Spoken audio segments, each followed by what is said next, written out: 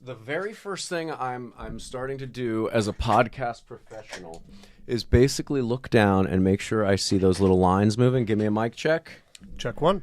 Check one. Ladies and gentlemen, I don't like to do big intros, but this is kind of a cool moment. I'm with the guy, Ben Silverman. Now, this is a big deal for me because it's a big deal for a lot of people. AI is all over the place. It's not going anywhere. It's on our phones. It's on our TV. It's taking people's jobs. It's giving people's jobs. It's teaching us new things. It's making us not have to depend on old knowledge.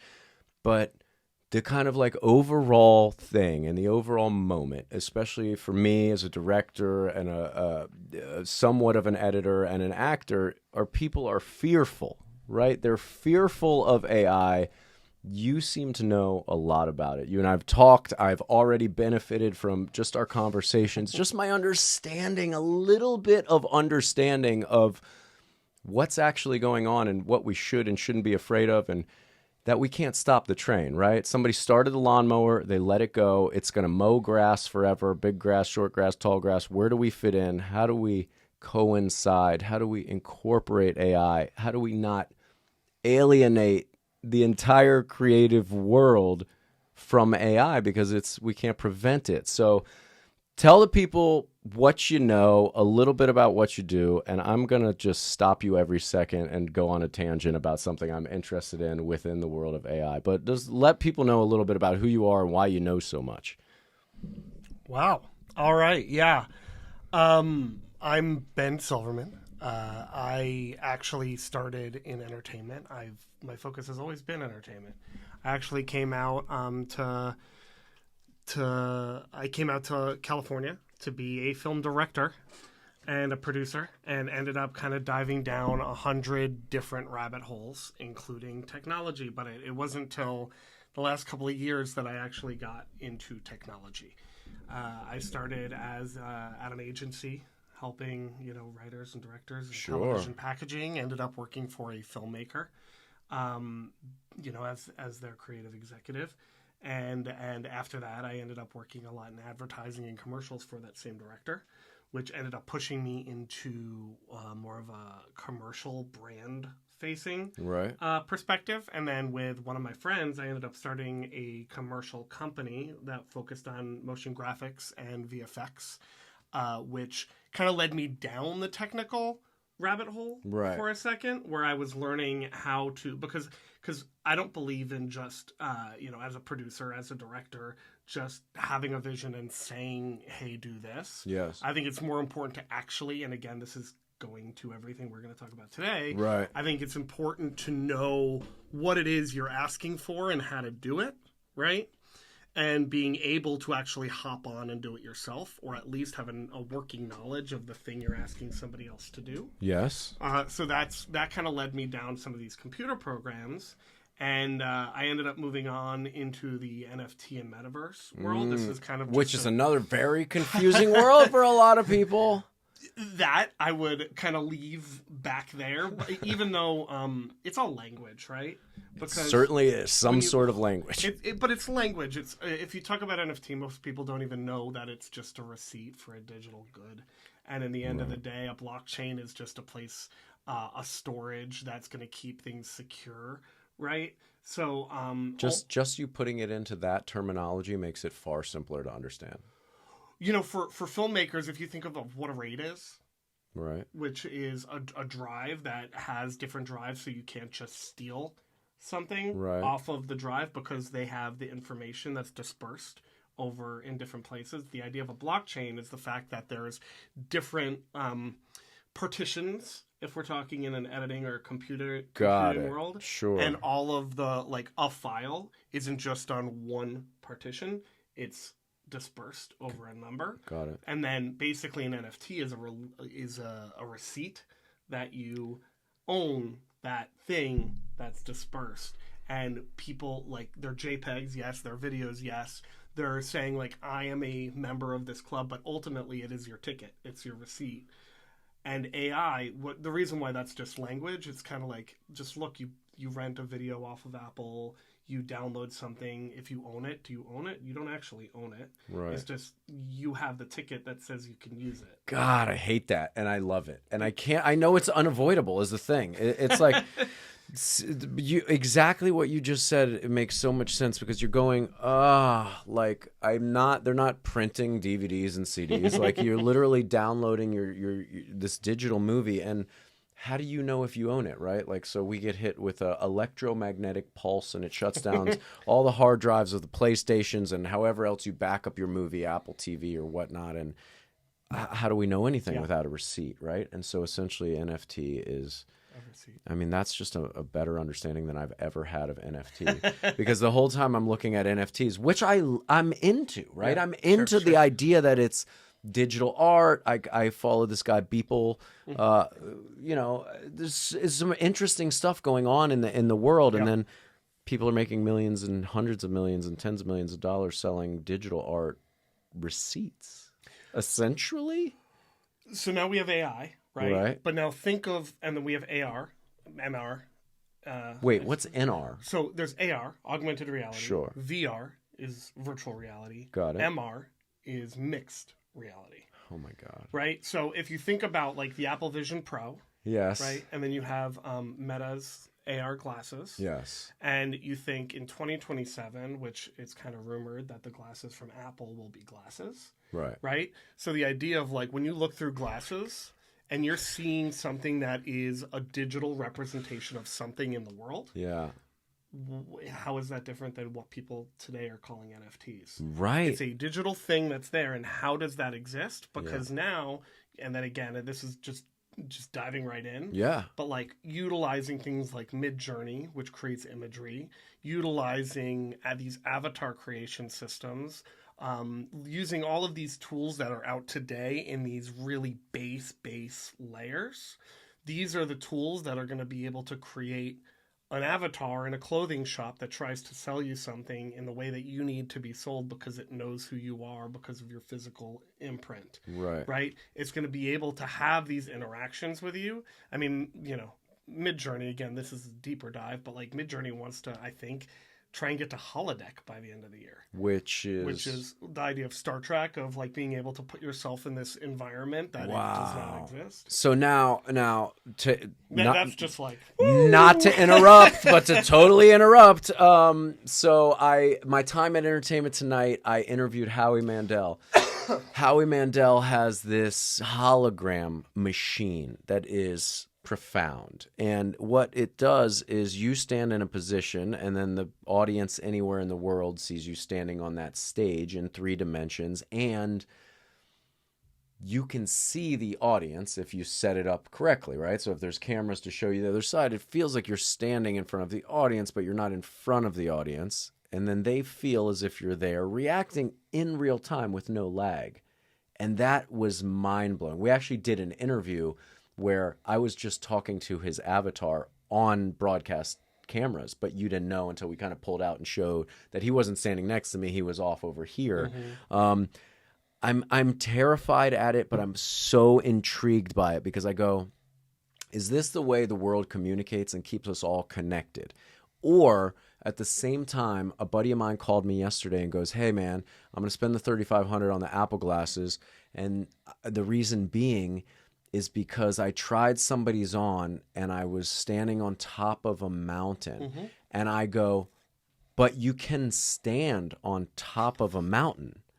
And so we're going into a virtual world to get out into our real world. And I said, buddy, if I can make one recommendation, don't use it for nature, use it for productivity and all the fun and gaming and creativity that's there for it. But let's not lose sight of nature. Let's just not forget that we just suffered through COVID, where many people were vitamin D deficient. Many people need to get outside. You know, all these different things that were told to us. And now we're making it easier than ever through technology to just not take care of ourselves. So there's there's a balance, right? Somewhere, somehow. There is, but it doesn't sound like your friend told you specifically what kind of mountain he was on. Oh boy. Because I have tried the Vision Pro on and I've done the demo. Yeah. Now, in the mountain that he's talking on, you're literally on the top of a cliff that only mountain like rock like serious intense rock climbers can get to. And not everybody as fit as I am. Right. He's a lot. He could actually get on this mountain. I actually have done some rock climbing. I would never do what you see. Yeah. But then take it to another level. You're also on a tightrope of somebody crossing between two mountains. And then there's also another thing where you're sitting in a recording studio when Alicia Keys is doing her performance. Now imagine you can imagine, Taylor Swift.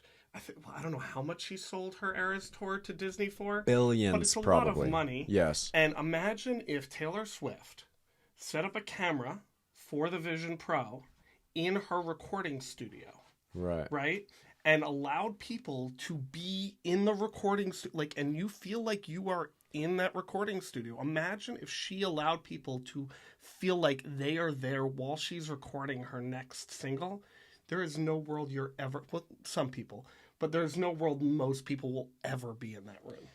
Yes. Yes, and hold on. I'm trying to play devil's advocate and find the angle of why that's not a good idea, because I'm an actor and a director, and I need the post-production people and the sound people and everybody to keep their jobs. But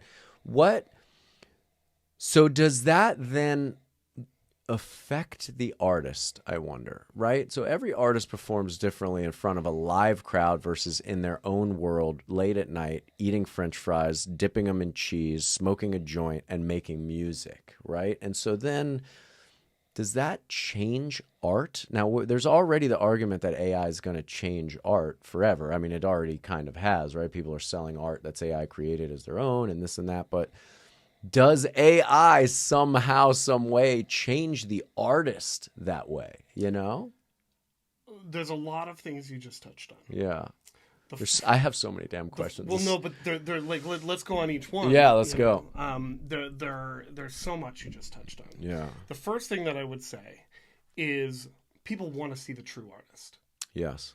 And if you just put a camera in the room with a true artist, right, that allows the fan to believe that they're there. Number one, that's all they want. They want to be in the room with a real person, right? And if they don't want to be in the room with that person, they'll go be in a room with another person, right? Number one, and to have that feeling is getting artists closer to their fans. Number one. Number two, if you are, you said something in the first kind of introduction of me that I disagree with. What's that? You said the fear of AI taking artists' jobs. Yes. While there is some truth to that, there's also truth to the AI is not as much going to take the jobs of the artist as much as the person using the AI tools might. Sure. Because again, and then to talk about what artists are used to, that's one thing, but how long has filmmaking and television and art, this type of art, been around, right? Yeah. Are we like 100 years? Yeah. A little more, but Yeah. 500 years ago, they weren't making movies. Right. And then you add sound, then you add color, then you add television, then you add the fact that we can stream, the fact internet, all of these things have happened, right? The printing press created a renaissance. Yeah. All of these things, tools create more opportunities. Sure. Right? And then AI tools allow one person to do 10 times the amount of content potentially. Right. Now, do you think if one person can do 10 times what they're doing today, there will be less jobs? Or do you think there's going to be more to cover and they might just be doing different jobs? Okay, so yeah, I see that idea, right? That more creates more. But in the same aspect of one person being able to do the jobs of 10 people, that devalues the worth of those 10 people, and the one person can now just, click a button or use an app to do the jobs of those 10 people. So does it lessen the quality of content that's going to be available as far as movies and TV shows and things like that? Does every corporation go, oh, we're a corporation, we have to grow, so we're going to fire 100 people and keep these 10 button pushers on as, the best AI operatives we have? Like what I'm saying is that if one guy can do 10 guys' jobs, then how is he worth 10 guys, or is the AI worth 10 guys? I think it's a bigger conversation. Yeah. Right? And I don't know the answers. I'm literally real time questioning you like it's an interrogation. I just need to know stuff. But like the and my thing is to be able to provide different perspectives. Yes. Right? Now imagine, so I've worked in a lot of different places in a lot of different ways. Yeah. And in those places, I'm not going to name those places. Sure. But there are a lot of people who are spreading their tasks out over a day or a week or a month. Agreed. Right? When the person who gives that task would like it done right away. Yes.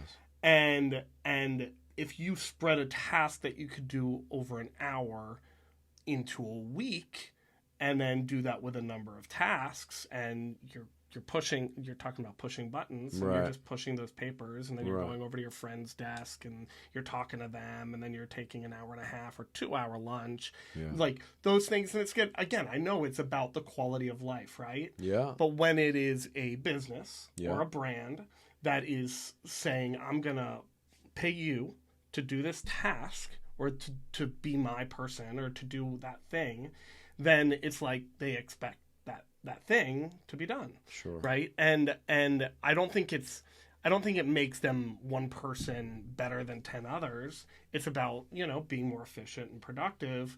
But then what I think I found in the past, especially with some art as well, and I don't want, not everybody falls into this. There's some great art out there. Obviously, we've all seen it.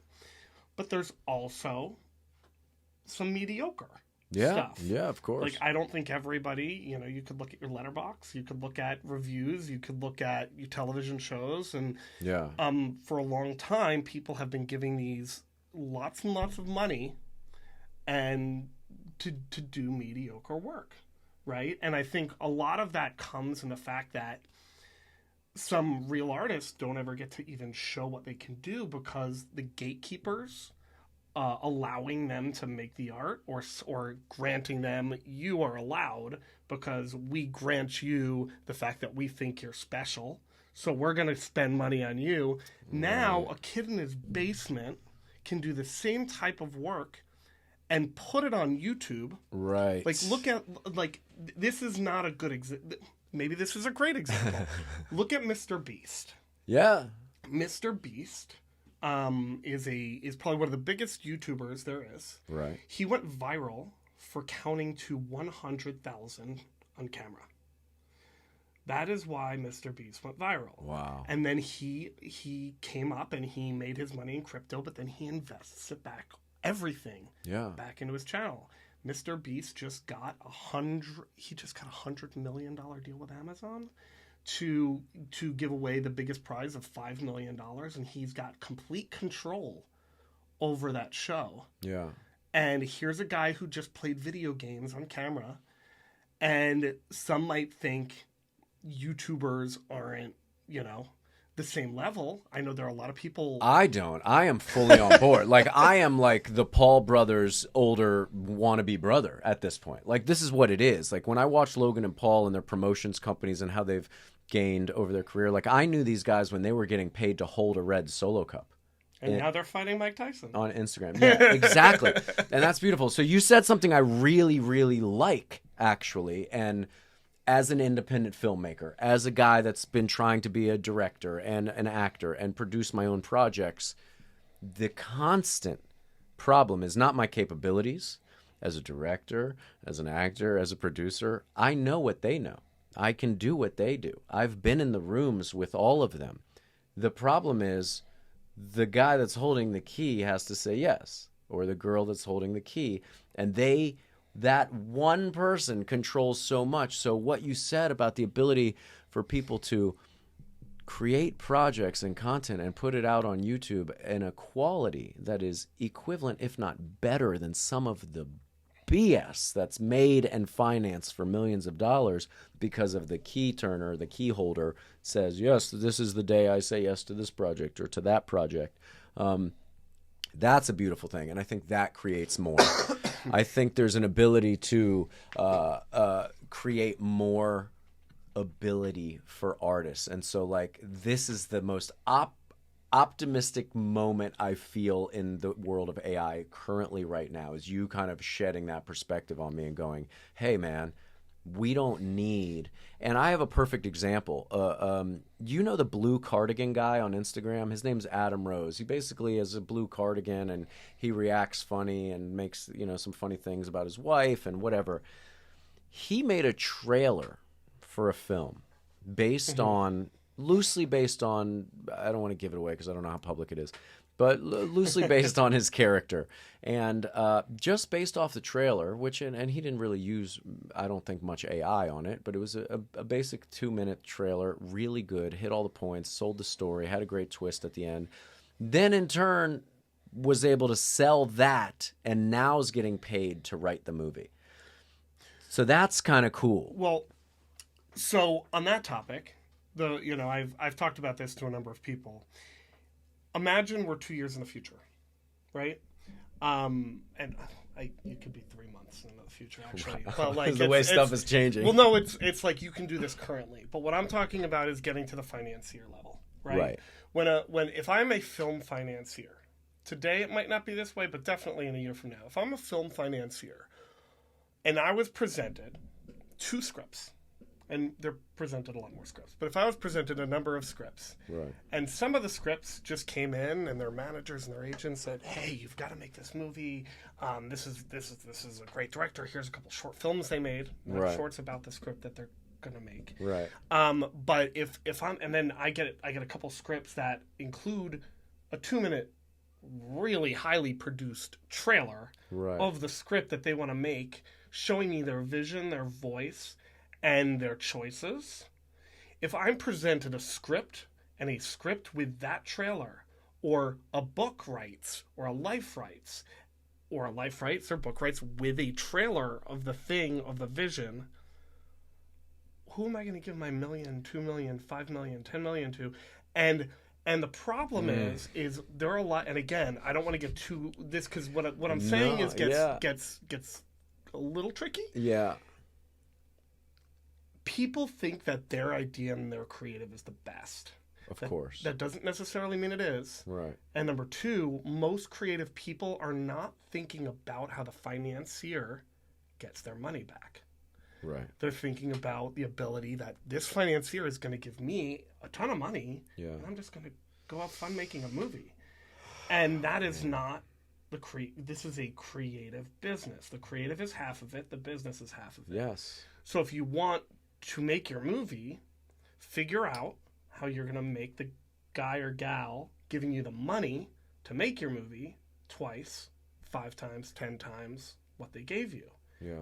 They'll let you make your movie. Yeah.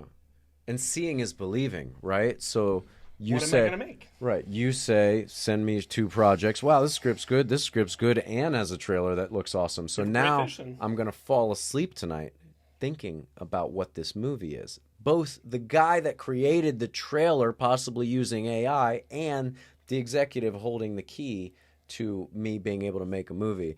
I think that's spectacular, and I think that is a very useful tool. And here I am, let me be the first director out here to say it. Like, I've pitched a lot of movies. One in particular was called Mama Bear. I shot a 13-minute, 10-minute with credits short film, and it cost me $50,000. And my wife broke 2 ribs in it, and my best friend Adam Fergus split his face open in the action sequence. Now, given I'm the director that goes, hey, what you guys just did there was worth that, but that wasn't the feature film, and the feature film hasn't been made still for this project. You know what I'm saying? And so they gave their guts and their glory like any good artist will on the set of a production they believe in, but to make something so I could look sexy pitching in a meeting, you know? And so I'm looking at AI from this another, you know, optimistic perspective going, oh, wow. So I could have saved my wife's 2 broken ribs. I could have saved a gash to my guy's forehead. I could have saved probably $45,000 because if I dumped $5,000 into some AI helpful programming, but I employed probably 30 people on a short film shoot essentially. And so then you go, all right, what happens to those 30 people? They have to learn some sort of AI to incorporate. I mean, you can't, there's lighting techs and grip guys that you can't replace. It's manual labor. They got to pick stuff up and put it down and set stuff up and take it down and things like that. Who was the financier on that movie? The fans, the people. I raised it publicly. I raised the money publicly. What did they get from it? Different swag, autographed swag, and comics, and cool. various different things. There was a, you know, like a reward system level for us crowdfunding the money, but it was difficult. It was really hard, and it was like, you know, I crowdfunded that money over months of time. So I'm not saying don't see. There's a couple different frames of thought. There's the AI filmmaking frame of thought, which I think it's cool. I think you can make some cool stuff and you can get some ideas across and you can see if people are interested. Sure. I'm more of the traditional way of doing things with the addition of better tools thought. And I like that explanation of it a lot. And what I mean by that too is kind of like, I'm not saying don't shoot your movie. Right. But imagine if you were able to go to an LED wall, use a program like Kubrick. I'm going to start naming things. Okay. Kubrick. You can basically, with that program, you can make images to put on LED walls, and you could they separate the foreground, the midground, and the background, right? I could show you something that they shot. It's pretty incredible. My friend shot something for them recently. I have a project right now that's completely a feature film based inside a limo from the perspective of the limo to be shot on a full LED wall. You use something like Kubrick. You basically put some stuff in front of you put setting in front of the camera, right?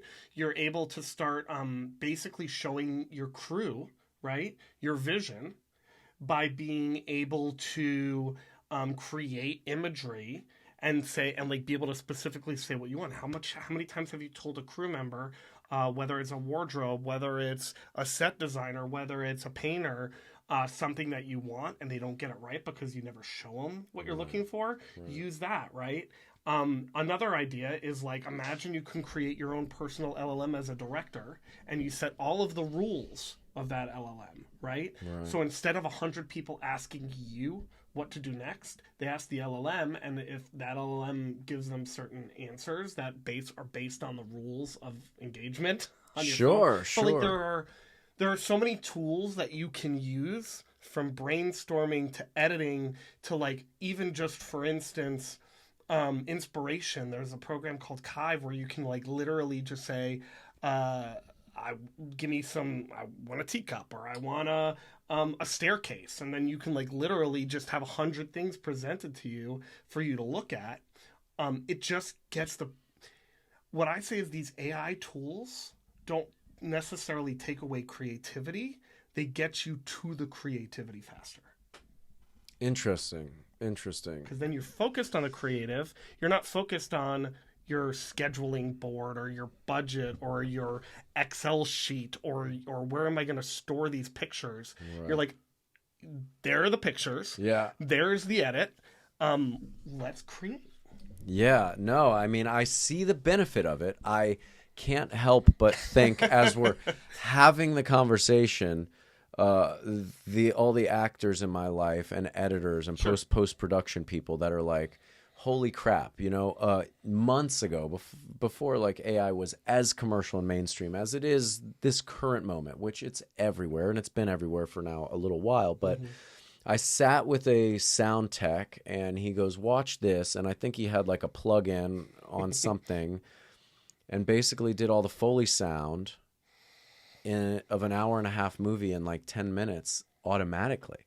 And he goes, I don't even know what I'm here for. And I go, to press enter, I guess, you know? And so then you go, there's these Foley artists out there that what they do is wildly incredible. It's amazing to see them, you know, walking and doing the thing.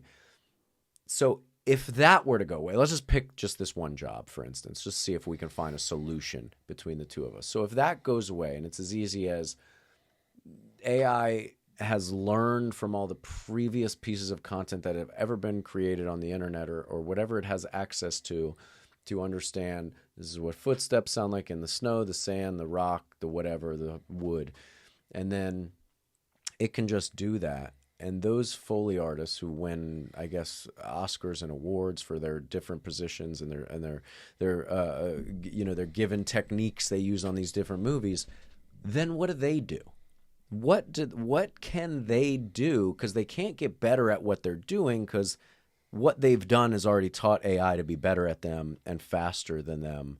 And I think that is kind of the type of thing that scares people. It's like, so we can learn and then AI can be taught, but is AI being taught? Like there were some interesting interviews that came out this week of, you know, I don't know if it was ChatGPT or OpenAI or somebody they were interviewing this woman and they, you know, asked her if the AI was taught from YouTube or this and that. And she got real squirrely on the answer, right? And I understand that these people are in a predicament, you know? So she was talking about Sora. Okay, so elaborate on that a little bit and try to help me understand, or for anybody that may or may not watch this, for people like a Foley technician that is what they do is so incredible and all of a sudden can be wiped out like that. Like, you know, there's many editing, you know, software programs that almost make editors obsolete, especially for things like a podcast, a simple edit. Now, obviously, I don't see an AI able to edit Dune or edit a Guy Ritchie movie that's dependent very specifically on cuts and edits, right? Yeah. But can Guy Ritchie sit down and program an AI editor, you know, like put in the proper prompts to make his AI editor a Guy Ritchie AI editor, therefore not needing an editor? You see, that's like, you know, the big worry is people not thinking they can learn as fast or be needed in the same way. And I understand it's inevitable, right? It's not going anywhere. This is something I've accepted, but I want to help people better understand that there's hope and it's not just a pessimistic, this is the wind down of the end of all arts and entertainment, you know? I can't lie and say that that's not going to happen. Right. And it's unfortunate. But what happened? Yeah, it's a two-part kind of. I probably asked you 70 questions. So the first thing is yes, I've first of all seen 5 Foley programs that do that same thing. Yeah. Pika just became available today. Pika is a program. Pika.art is a program that you can take an image into and you can animate it. Right. They've recently had lip syncing, so you can actually give it a script and it'll create a voice for the picture to be able to say a script. And today, I think it was, they have allowed everybody to have access to their sound effects. Thing where you can actually create sound effects from text prompts. And if you assume that these programs are, Adobe's going to probably integrate it into Premiere at some point. Yeah. But what happened? What were these Foley artists doing before films? It's a good question. What were like my cousins had a transcription business. Right. Where everything that was handwritten, they like had a transcribe. Yeah. That like went away. I think the hard part is innovation is inevitable. Right. And if you think about like it is a bigger picture, it's not just this is not just an American thing. This is a worldwide thing. Yeah. Right? So if you think of it as a worldwide thing, fixing it here in the States doesn't fix it in the world. So all of these programs, all of these methods, they're going to continue everywhere and people are going to use them. Regulation is going to become the thing. And I think going back into the regulation of what you were talking about is where is this stuff trained? Right. Just know if there is a problem, it will be fixed. Right? Fixed is a broad term, but if there is a problem, there's a lot of people looking at how to fix it. Right. And so the training of data is a problem. Right. And you start having Getty Images partnering with people like Getty, and like Reddit partnered with Google. Now Reddit's probably facing problems, so Reddit has to fix their issues because they have their customers and they're going public. And you have like the images originally, Getty Images was being trained on Getty Images. New York Times had a big lawsuit. All of these places are handling lawsuits, but then what they're trying to figure out is okay, well then if I can get my people paid, then I could solve these lawsuits, right? So I think it's about, the big thing right now is like, how do you stop training without giving credit or getting these people paid? I wonder if there's some future, and this is just me trying to just come up with anything I possibly can. I wonder if there is a world where, like a residual payment, there's some sort of residual royalty for AI learning from the actors that they're learning from, or the talent that they're learning from, right? And so maybe this hasn't been developed, maybe it hasn't been thought of, maybe it has, maybe it's been shelved, but maybe, right? Remember what we talked about, one of the first things I think I mentioned? What was that? Blockchain. Oh yeah, blockchain, a receipt, a digital, or a safe place. If people and their likeness, and again, I'm sure there are people working on this, but if there's an imprint of what people are using and art and train and whatever, the use of X gets paid because like, so basically the blockchain works as it's kind of like a computer program. Okay. Like if this happens, do this. If this doesn't, then it's like this big feedback loop, right? Right. So like if this piece of art is used to do Y, then pay X, right? Sure. So it's kind of like, escrow, like the whole real estate world is in craziness recently because the whole board of the real estate business, or a union or whatever it is, has basically come into play of like the 6% equity or 6%, you know what I'm talking about, right? Recently. Yes. So, real estate is going to be hit big by AI also, because you're going to be able to literally walk through, like getting into NERFs and Gaussian splatting and all of this stuff. You're going to be able to literally, like, not even go to a place, put on your Vision Pro, walk through the place that you want to buy. There's going to be an avatar there to answer any of your questions. You're going to be able to dive in, open little things, and all you're going to literally be able to do everything like you're there. Right. It's changing. Yeah. And like get into, I mean, we're talking right now while NVIDIA's developer conference is going on right now. I know we're talking about entertainment, but when if anybody watched Jensen Huang's keynote, the CEO of NVIDIA, like they've created a digital double of Earth to track climate problems.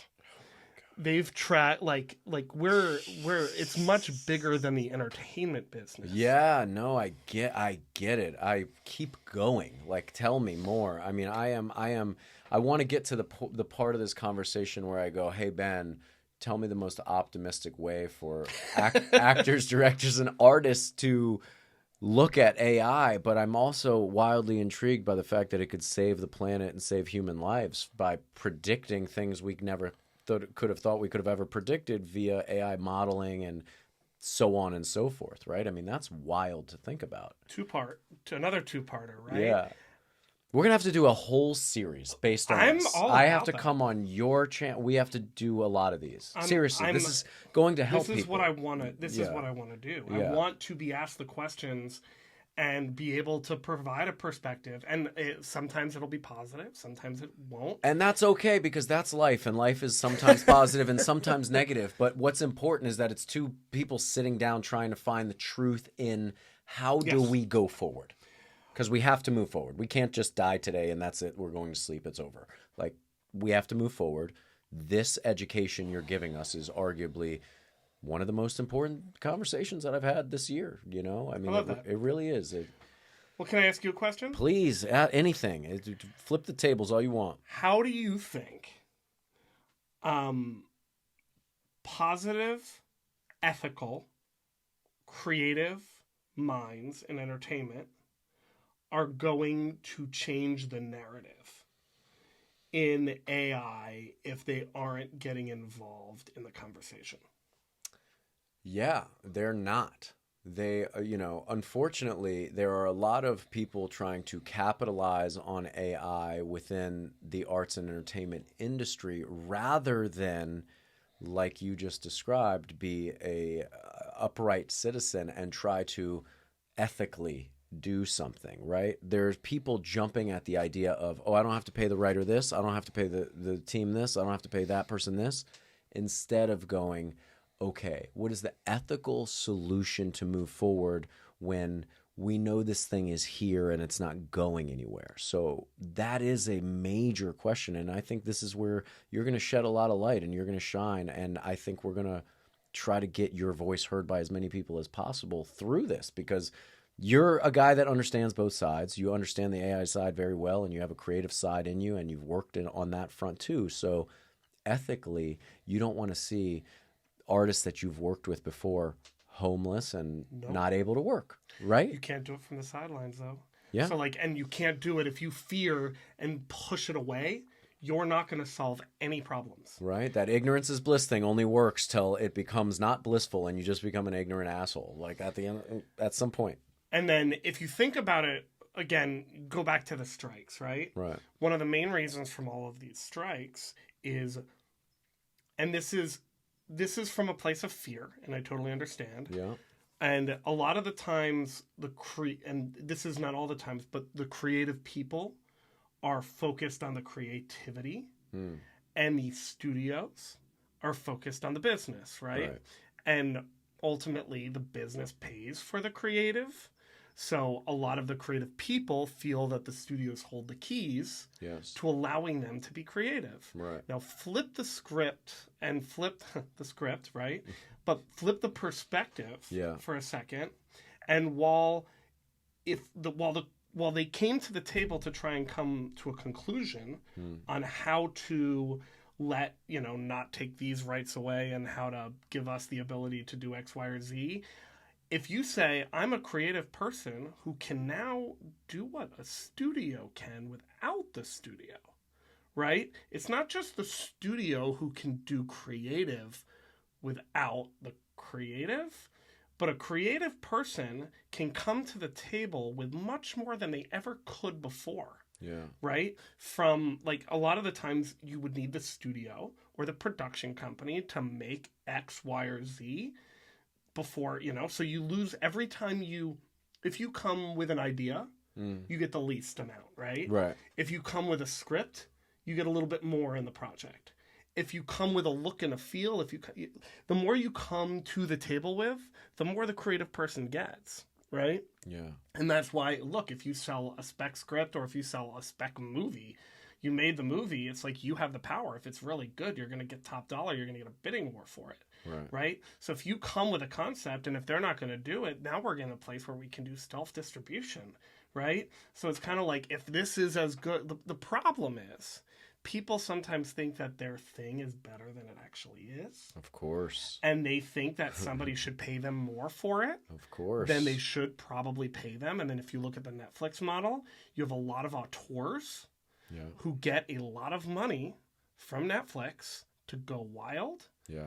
Producers are needed for those directors. Right. Right? Those movies aren't as good as they could be with the proper producers. Sure.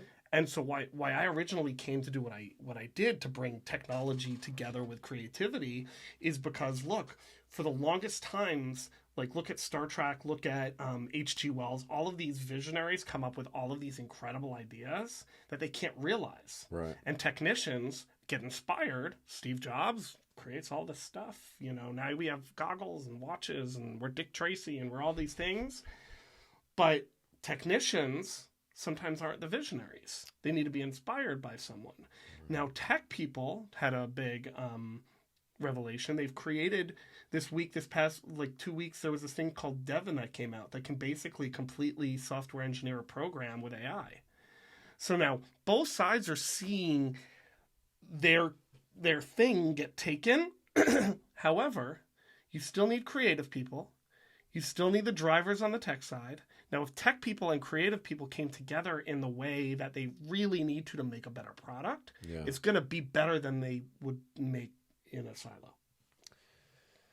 You're right. You're right. I mean, it is. I mean, there's no way around that. And I think it is, a lot of what you're saying is a reimagining of all that we are and all that we do and the way that we do it and the way that it's been done for a long time. And I think that just as the dinosaurs went extinct, I think a dinosaur way of thinking that it's going to be the same forever, and this is just how the arts and entertainment industry is going to work and the tech industry is going to work, because it's worked that way, is a bad way of thinking. I agree with you on that. And I'm one of these people that I think this is the most exciting time to be alive. And in the same, exactly where I'm holding my hand, it's also the most terrifying time to be alive, because there's so much uncertainty and there's so much up in the air. And it's like, oh, wow, what we learned in grade school from 1 to 12 now should really incorporate an AI lesson plan. Like there should be no kid not being taught something about AI in school right at this point, because it's inevitably going to be part of their life. Like, how could it not? It should be. Our education system here is ancient. There are a lot of problems It's depending on where archaic. you live. Now, imagine if you could be learning about the Egyptian pyramids, standing next to the pyramids. Oh, man. Imagine if Cleopatra could be teaching your class. Imagine if you could be engrossed in this world. Imagine if you're learning songwriting and in a different way.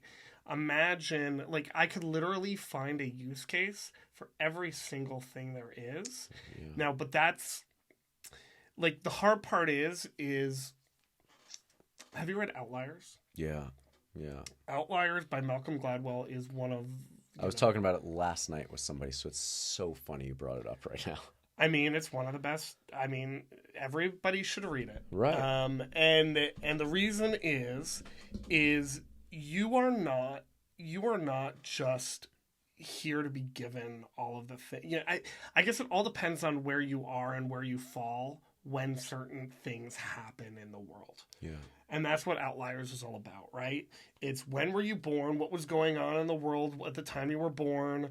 Who were you born to? What are your parents like? Look, Bill Gates and Steve Jobs came up at around the same time. Funny, huh? Yeah, interesting. Hockey players are usually born between January and March because of it goes so deep into these granular things. Yeah. And you can't compare yourself, even talking about the type of parent who talks to their kid in a certain way versus somebody who doesn't, and about a parent who tells, one of the chapters is about parents who allow their kids to talk to the dentist, right? Mm-hmm. And then parents who are keep your mouth shut and just listen to what they have to say. These are two different types of people.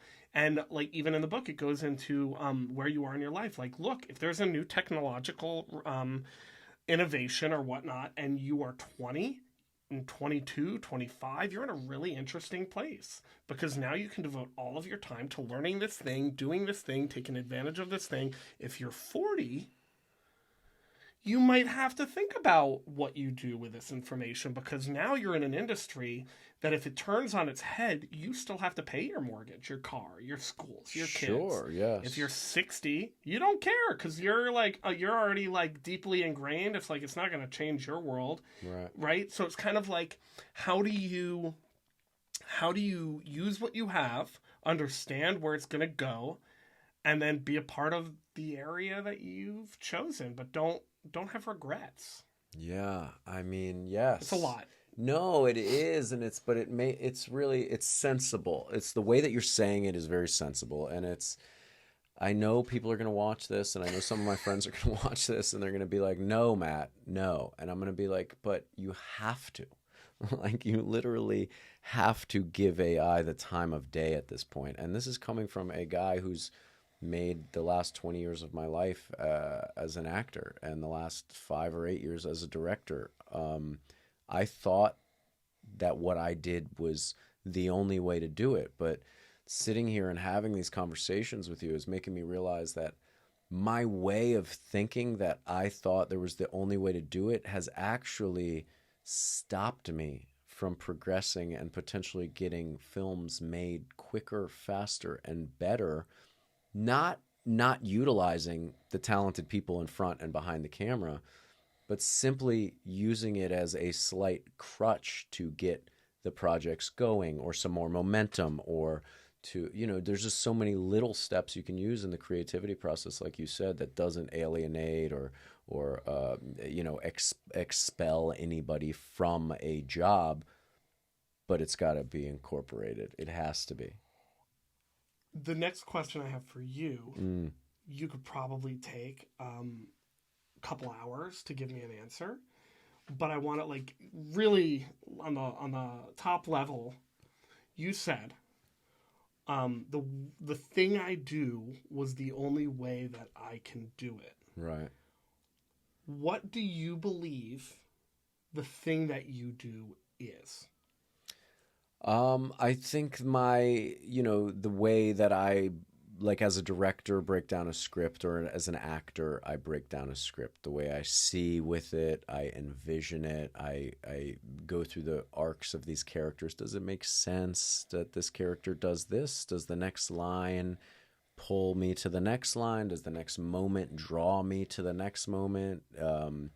Do I need these moments? Do I need these actions? And I think even when you sit there and you go, oh man, that moment doesn't work. Now I'm sitting here going, if I had an AI assistant, I can be like, this is this moment, but what if I added this type of music and changed the setting to this? Does that same scene work? And I think AI could, kick out some imagery or some photographs or something created in that world. Like you mentioned earlier, a staircase, right? Like an art designer wants to put a spiral staircase in a set.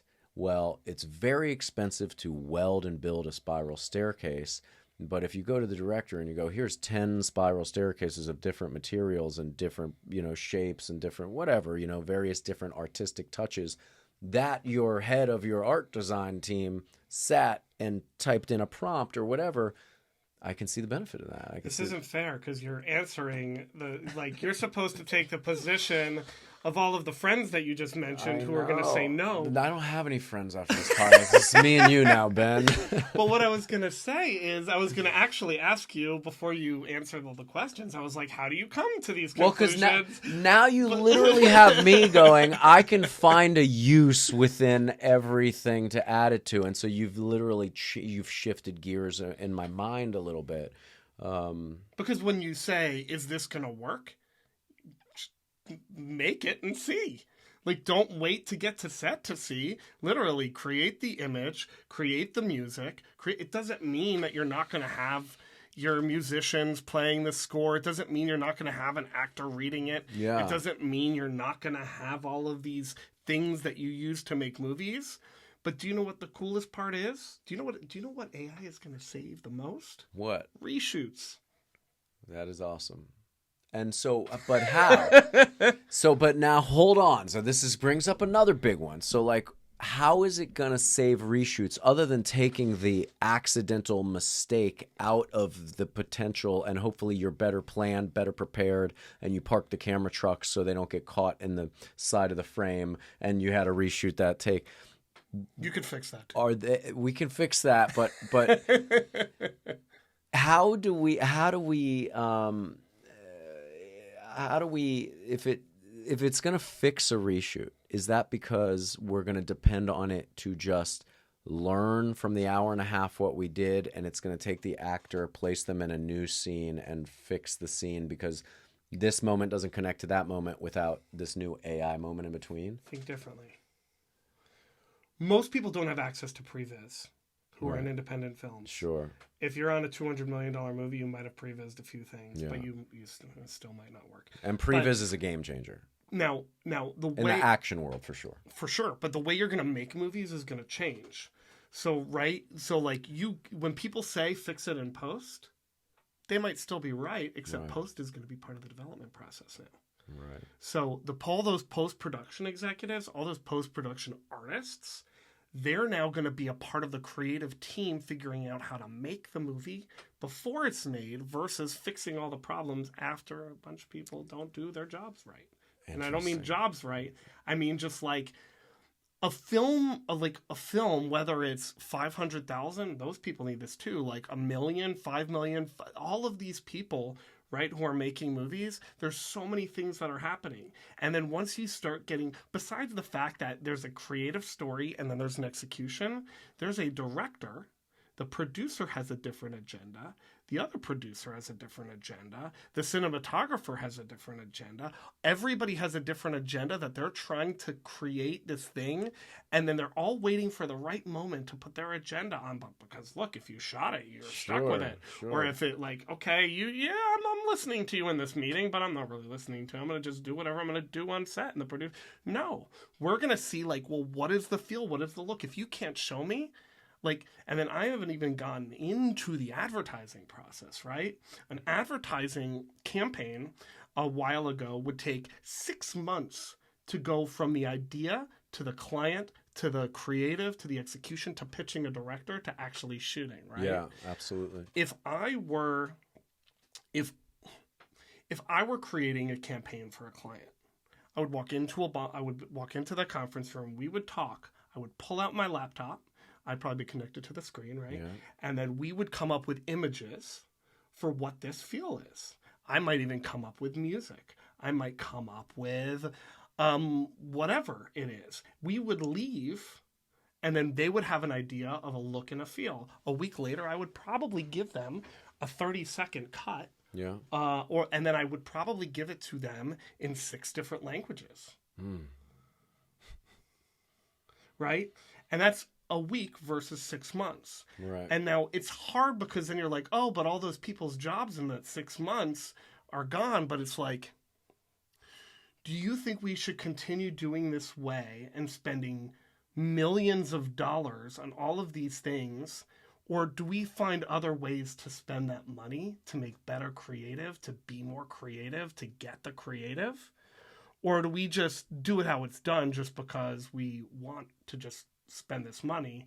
Right. And if you tell that to a brand who is actually the one spending the money, they're probably not going to be too happy with that. Yeah. No, I mean, it really does make sense, and I hate that you make so much sense, but I also love that you make so much sense in the same in the same moment. And I do. I think it's obviously, and I've said this a million times in this podcast, but it is inevitable, and we will have to cohabitate and work together with AI. And I think it's very important ethically, move forward ethically, and so that the people doing these different jobs can be trained to use AI along with them as doing their jobs. And let's take millions of dollars out of the giant corporations' pockets, dare I say, and spread it out right? There's always somebody at the top making a significant amount of more money than everybody else below them. And so if everybody else below them could do 10 times what the guy that's getting paid 10 times the amount they make, there's no ethics there. So maybe AI will bring some ethics into that conversation. And who knows, maybe if they're making the money and they're finding ways to do it cheaper, and then since we're taking all the money out of certain things, maybe there's ways to spread it out. Maybe there's ways to benefit from a better campaign that does better in public, that can trickle back into all of the people involved in that. And then, we are going to need to do a series because I haven't even gotten into the actual tools that can help people. We're an hour in and we've barely touched on anything. And I literally have 3 more meetings that I have to do. So we have to come to a close on this. But we need an immediate follow-up, like whether it's here or I come to you, we need more of this. And I haven't even asked. I mean, did I even ask you a question, or are we just on We've one? Just been talking. We're just kind of like 2 dudes at a bar without a pint, just trying to figure out this conversation.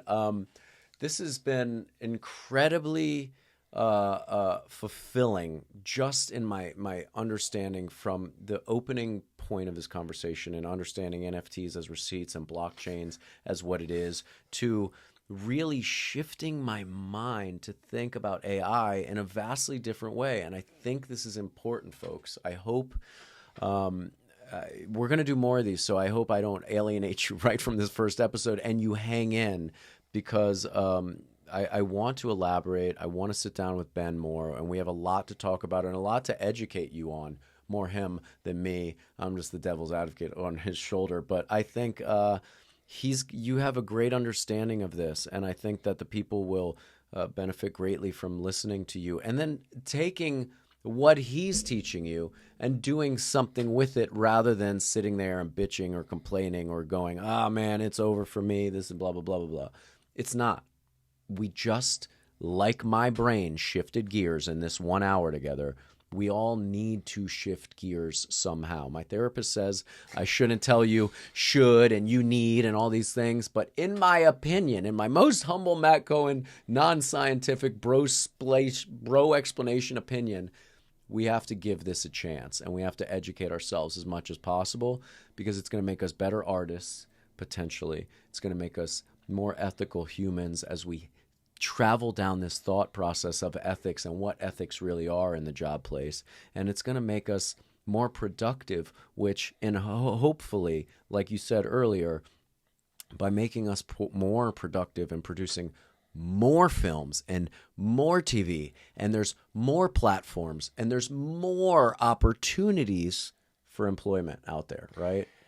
And I mean, what I'd love to do too is even, I think the best way to show is to do. Let's do it. And like even being able to incorporate some of these things into your workflow. Yeah. Right? And finding ways to say, like, on the back end, on the front end, what you see, what you integrate, you know. I think that's super important. And that is literally going to give the viewers a perspective real time. They know what the first 35 episodes have looked like. It's been very, Wayne's World. We're in a basement. You're a fly on the wall in my office/cubicle area. And some people like that. But also, if I can give them some more production value, I'm a guy that is doing everything by myself, as you are, right? I'm writing, I'm directing, I'm lighting, I'm doing sound, I'm hanging wires, I'm trying to figure it out, I'm inviting, I'm producing. Like literally, there's nobody that helps me except occasionally my son, and that's only if we're going to do a podcast about Legos, So if AI allows me to bring more conversations to the people in a more educated way, in a more visionary way, in a more dynamic way, then great. Let's do it. And your films too. And my films, which I'm very excited to, you and I have so much to talk about. Oh my gosh. Listen, I don't want to waste any more time today because I have 17 other things to do. But this has been Silverman, and I'm Matt Cohen, and we're going to talk a lot more about this. And I truly, truly, truly, I hope that it helps you guys. I know Ben knows what he's talking about. I don't just want to have wasteful conversations to create hours of content on YouTube. I want to do something that matters. I want to have conversations with people that I'm interested in talking to, and you're that guy, and you're showing up with the best of ethics and hopes to shed some light and educate on AI, and I think it's very important. Before we say goodbye, where can we find you? So they know, I clicked on your YouTube page. You have this fantastic toolbox of AI things that I'm just going to begin to work through and learn about. But tell the people where they can find you, and you'll look forward to more episodes, whether it's on MC on the Mic or it's on his page, but he's going to tell you where to find it. Well, I've got my own YouTube channel. It's YouTube, and it's Ben Mark Silverman, BenMarc Silverman at that's the that's the YouTube handle. And then I've got a newsletter, which is newsletter.seated, spelled SEATD.io. So that goes out every Tuesday morning. I also have created like you said, which you could find on my YouTube as well. I put all my links in the descriptions. You can find my toolbox. I've created an AI toolbox which goes through all of the tools, the news that comes out on a daily basis. I put workflows in. I just put one out yesterday that I've created an entire AI content creation workflow and pipeline where you can understand how to go from inspiration to marketing and delivery, and that one's going to continue to be updated. So as the new tools come out, my goal is to be able to make educational videos to show you how to use them, but also how they fit into an actual process that you can use. It's very important. So I'm constantly trying, like, education for the creatives is my biggest thing. Yeah. And so that's really what I'm trying to do.